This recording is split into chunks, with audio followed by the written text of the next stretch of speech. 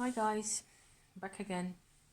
I'm going to have a try to do a bit of this, bit of spinning, because I suddenly remembered let me start again. I remembered last night, suddenly. I was almost asleep, and I was suddenly sort of taken back to a time when I still used to work. And like it happens, like you have these memories and they've just kind of gotten snowed under because of all the activities and the things people talked about and the decisions you made and everything you had to do and the obligations and all the rest of it. And so that's what I used to remember. What I remembered last night suddenly was the state I was in. And that was quite unpleasant. I'd forgotten. I swear I am so good at this. I just forget everything. I suppose it's a strategy of a child to simply, not deal with any of it ever. I felt so inadequate. I felt so completely overwhelmed by everything that was demanded of me. And this was way before my soul retrieval experiences happened to me. So I had not the foggiest clue. And my life was spent in a state of, I suppose, constant dehumanization, in which I myself contributed.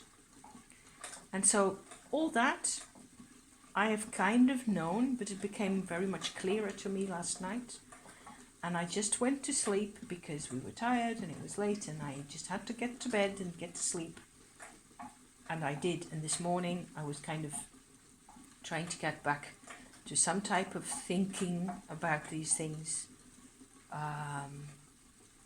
But I had forgotten the crucial bit, which was how it really felt. What it felt like to me. And I'm still surprised and a bit in a state of a shock, I think, at my own lack of cohesion, lack of humanity, the lack of connection, the complete absence of any. It's the story of my life, and that is what the Nine of Swords card really stands for. That keeps cropping up. It hasn't come up today. Surprise! For once, I'm almost doubting whether I did the spread right because there was no sign of swords in it. Yeah. Anyway, I have made a couple of attempts to get this theme organized in my brain in such a way as that I could make a vlog about it. And it's also because that sense of it used to be so unreal compared to what my life is like now.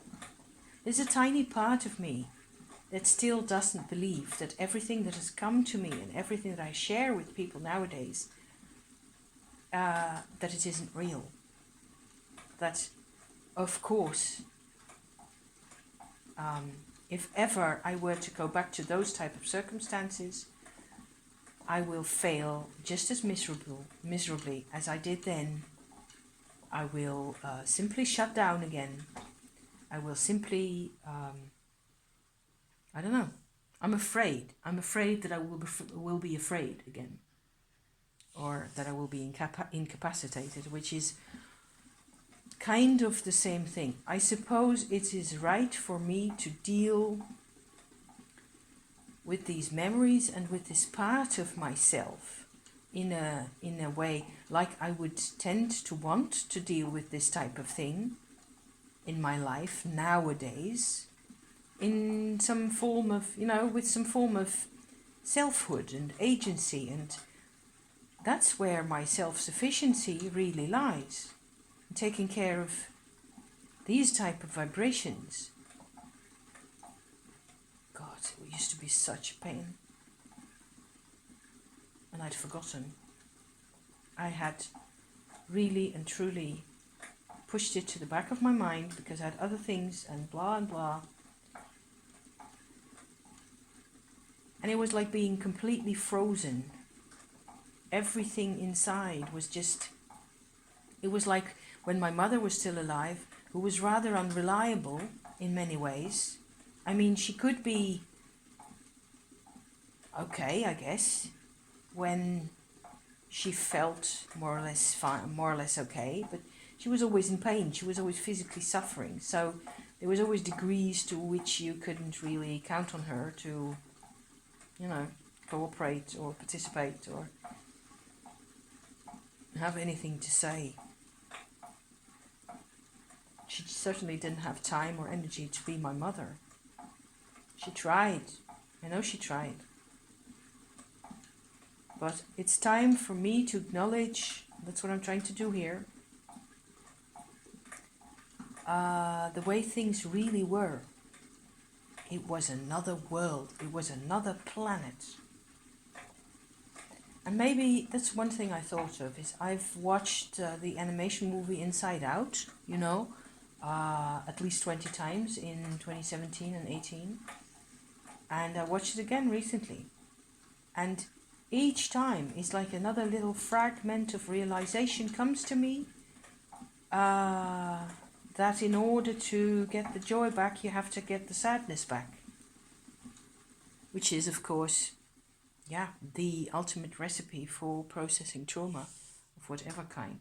You know, you can talk about this very scientific, very rational in all sorts of ways. How is that ever going to help anybody? What I'm trying to do on my channel is show bits, you know, in a particular order or in no particular order as they occur to me, and then I can, you know, share something of the way things were, or an idea that I've had, or an approach that I've used. And I think that quite often, if I had been aware, like I am now, of the way things were back then, if I'd been aware of the people, if I'd been aware of, if I had been me, then I might not have made it. Which is a very scary thought. It's all quite scary and it's quite, I sit here frightened of the impossibility of it all. And of the, then again, I mean, I'm here and I have a lot that has come to me, including my spinning, which has come back to me. And all I can really say is I have also got a lot of consciousness that has come to me. Who am I really? I am definitely also this person that I contacted through my soul retrieval experiences. This person that became one with what used to be. And this fragment of a woman who ran around doing nothing really ever, feeling disconnected and having no clue and no answers, and pretending to be aware of so many things. I was fighting. I fought so hard and I never got anywhere for decades. So maybe it's all just a big puzzle and it is not about the fight at all. Maybe it is just about you taking some kind of measures. By sheer chance, you stumble upon the solution.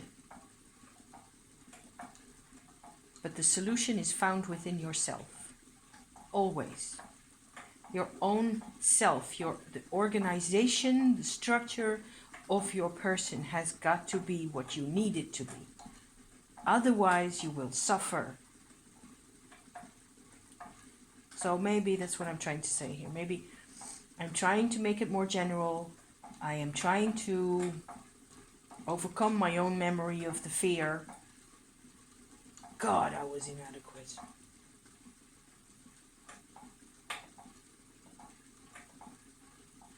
Should be a long silence here. I really should. Apart from the spinning wheel noises. It makes me upset, it makes me angry, it makes me upset for other people who had to deal with me, who couldn't help me. How were they supposed to know? It's a bit much, you know? But it was like that with my mom as well. Couldn't deal with her either. Couldn't live, couldn't speak. I mean, we talked all the time. Never about anything of any substance. Never about anything that really meant anything to... Not to either of us. She talked about what things meant to her. But I don't know what they really were, those people. Who were those people, my parents? Why couldn't they give me a bit more of a sense of connectedness and of being integrated within myself, and being, from there on, being confident, from there on using my talents or whatever it was. I had a big hole in my soul and nobody saw it ever. Nobody took care of me, I took care of me. I think. Not even sure I'm gonna post this. Maybe not. Maybe it's still too heavy.